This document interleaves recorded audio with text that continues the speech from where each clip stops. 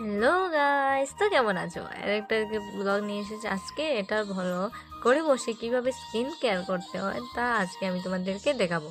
তো চলো, আমি বেশিরভাগ ঘরে বসে স্কিন কেয়ার করি। তো এখানে নিয়ে নিয়েছি আমি চালের গুঁড়া আর অ্যালোভেরা আর দুধ নিয়ে নিয়েছি, কাঁচা দুধ। দেখো, তারপরে এগুলো ভালো করে ম্যারিনেট করে আমি এগুলো আমার পুরো মুখে অ্যাপ্লাই করে নিয়েছি। পুরো মুখে আস্তে আস্তে ঘষতে হবে, বেশি ঘষলে চালের গুঁড়ো অনেক শক্ত থাকে, মুখে জ্বলতেই পারে।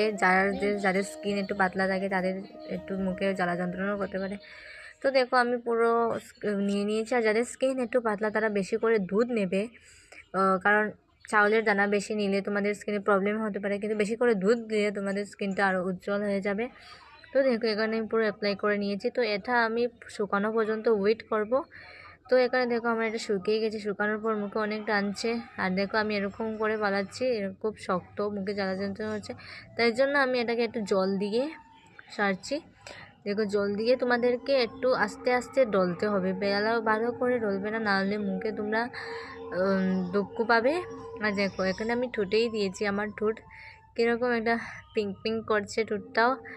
আর ভালো জল দিয়ে আমি মুখটা ধুয়ে নিয়েছি। তোমরা এসব বাড়িতেই করতে পারো, দুধ, অ্যালোভেরা জেল, তারপর চাউলের চালের গুঁড়া দিয়ে এগুলো বাড়িতেই করতে পারো।